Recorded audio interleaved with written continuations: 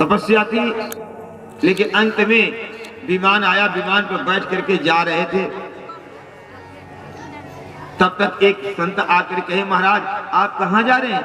कहा मैं तो धाम जा रहा हूं, अमरावती। कहा महाराज आप जा रहे हैं अमरावती, इधर ठाकुर जी राम जी आ रहे हैं। इतनी सुनने की देरी थी, विमान से कूद गए। कहा मैं नहीं जाऊंगा। विमान से कूद गए। कहा कि इसी रास्ते से राम जी आ रहे हैं। और राम जी जब मिले तो कहे कि प्रभु जाते रहे हूं बिरंची के धामा, असुनत श्रवण बन है रामा। इसलिए मैं अपना प्रोग्राम केंद्र लिया आपका दर्शन। अब मेरी हृदय की जो प्यास है वो बुझ गई। अब मुझे जीने की भी आवश्यकता नहीं है। अब मुझे जीने की आवश्यकता नहीं है, यही खड़े रहिए। और सर्वभंग जी ने क्या किया कि दौड़ दौड़ करके लकड़ियां इकट्ठा करने लगे, दौड़ दौड़। लक्ष्मण जी ने कहा ये क्या कर रहे हैं? कहा देखो तू जाए, मैं भी क्या करते हैं, लकड़ियां इकट्ठा किए और इकट्ठा करके उसी पर बैठ गए।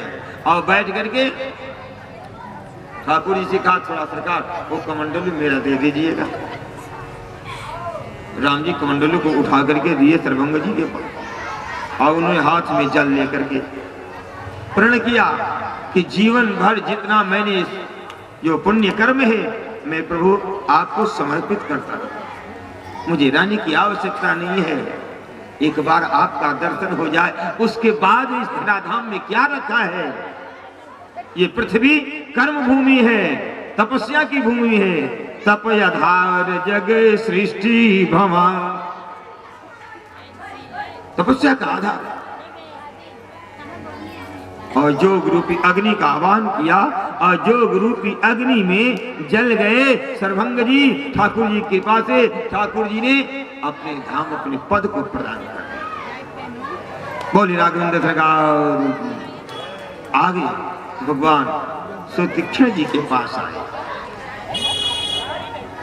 सुतीक्षण जी में अगस्त जी के शिष्य हैं। सुतीक्षण जी वो भक्त हैं कि अगस्त जी कहीं चले गए थे तो ठाकुर जी कहे कि ठाकुर जी की सेवा करते रहिएगा। तो सुतीक्षण जी महाराज ने एक बार जो क्या किया, किसी शिष्य के यहाँ गए तो ठाकुर जी को लेकर गए और ठाकुर जी देखा कि रास्ते में ये जामुन का वृक्ष है, हाँ? और बड़े सुंदर सुंदर जामुन तथा अंतर में ऐसे संत के द्वारा आती है। तो उन्होंने ठाकुर जी से ही जामुन मारा। जामुन तो नीचे गिरा लेकिन ठाकुर जी नहीं दिखाई दिए, नदी में चले गए। बड़े परेशान, अब क्या करें। तो जामुन का एक सुंदर जो है जामुन बड़ा था और उसी में फूल पत्ती रख करके रख लिए। अगस्त जी महाराज जब आए तो ठाकुर जी को स्नान कराने लगे। तो जामुन है ना। सुतीक्षण जी को बोला, सुतीक्षण शालिग्राम जी कहाँ है, ये क्या है? उन्होंने कहा कि सरकार पुनि पुनि चंदन पुनि पुनि पानी और ठाकुर जी गल गए हम कह जाए। क्रोध में आए अगस्त जी महाराज और कहा, सुतीक्षण सुनो, हमारे भगवान को तूने हटा दिया है, आ जाओ तभी आना मेरे पास, भगवान को लेकर के मेरे सामने आना। ये आगे सुतीक्षण जी वही उनसे पहले ही बैठ करके राम जी की प्रतीक्षा करते थे और राम जी का दर्शन मिला। कहे कि महाराज मेरे गुरु जी हैं, चलिए उनके पास बड़े योग्य हैं। लेकर गए और कहे कि चलिए मुझे भी बहुत दिन हो गया दर्शन किए। और जब वहां लेकर गए थोड़ी देर रुक दिए, कहा सरकार अभी मैं प्रभु गुरु जी को बता दो। गए तो अगस्त जी महाराज भगवान की सेवा में बैठे हुए। तो जाकर कहे कि नाथ कौशला धीश कुमारा आयु मिलन जगत आधारा। कहे ना तो सुने नहीं बोले। तो सीधे उनका नाम लिया कि जिनका आप नित्य नाम जपते हैं वो आए हैं आपसे मिलने के लिए। इतनी सुनने की बात थी, अगस्त जी महाराज उठे और दौड़े और भगवान का दर्शन, भगवान को आश्रम में ले जाकर के कंदमूल के द्वारा उनका सम्मान किए, सेवा किए।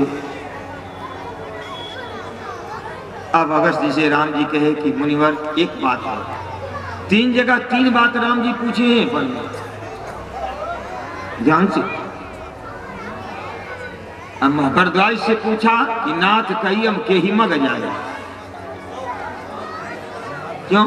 इसलिए कि भरद्वाज जी परमार्थ पथ के ज्ञाता है, विषय पथ नहीं, परमार्थ पथ। और दूसरा वाल्मीकि से पूछा कि मेरे लिए कहां कोई योग्य स्थान है जहां मैं रहूं। वाल्मीकि ब्रह्म ऋषि हैं। और अगस्त जी महाराज से पूछे कि इस वन में मेरे लिए योग्य स्थान कहां है। तो उन्होंने कहा कि प्रभु सब जानते हैं आप, लेकिन ठीक है बताता हूं। कहा दंडक वन पुनीत प्रभु करहूं, दंडक वन, आप दंडक वन में निवास करें। दंडक वन पुनीत प्रभु करहूं, उग्र श्राप मुनिवर के हरहूं। दंडक वन में आप निवास करें, ऋषि का जो श्राप है उस श्राप को हरण करें, दंडक वन को पावन करें प्रभु, आपके लिए वही योग्य स्थान है। कहा ठीक है, आपकी आज्ञा का पालन होगा, लेकिन एक बात और है। कहा क्या? कहा एक बात है, अब प्रभु मंत्र देहु मोही, कोई मंत्र दे। किस लिए? यही प्रकार मारहूं मुनि द्रोही सुरद्रोही, जिसके द्वारा मैं ऋषि द्रोही देवद्रोहियों का वध कर सकता। एक मंत्र दिया, इसमें आया है कि बाण दिया, कि मंत्र दिया। और भगवान वही दंडक वन में निवास कर रहे हैं। समय को देखते हुए ठाकुर जी हैं, अनेक चरित्र हो रहा है। देवता भगवान का दर्शन करने आते, ऋषि महर्षि आते दर्शन। उग्र श्राप, गौतम जी का श्राप था उस दंडक वन पर। एक और श्राप था कि राजा दंड था,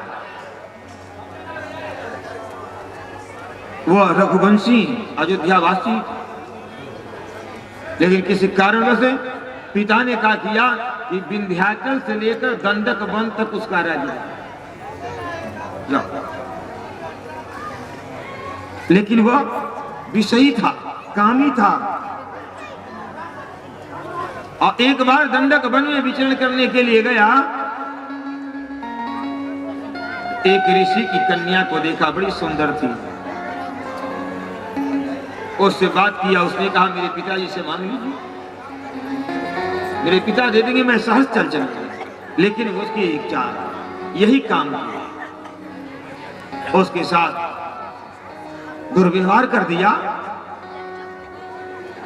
और जब ऋषि आए, कन्या ने रो रो कर अपने पिता से पूरी बात बताई, तो क्रोध में आ गए और उस ऋषि ने श्राप दिया कि आज से यह जनशून्य स्थान हो जाएगा और यह दंडक वन 7 दिन तक जलता रहेगा।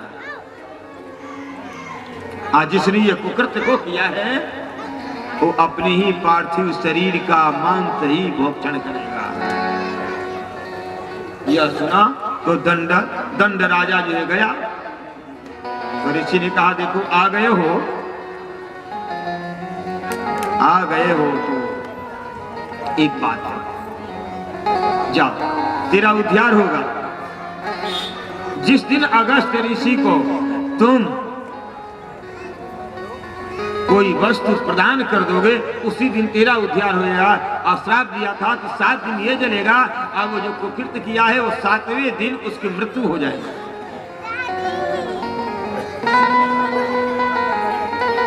कोई तब से जनशून्य स्थान हो गया।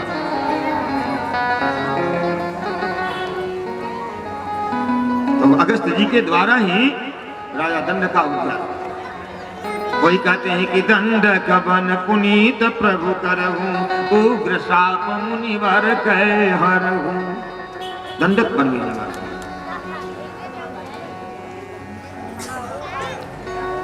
श्री भगवान को दंडक वन पंचवटी से कहते हैं। यहाँ की से कथा कल चलेगी, जयंत आएगा, माता को चरण में चोंच मारेगा, जिसको भगवान बाण छोड़ेंगे। भगवती सीता का हरण राम जी वन में ढूंढते हुए जाएंगे, पंपा सरोवर तक आइए। आज की कथा यही रहती है, रख देते हैं, और कल से कथा यहीं से स्टार्ट होगी। आइए दोबारा भगवान के पावन नाम का स्मरण करते हैं।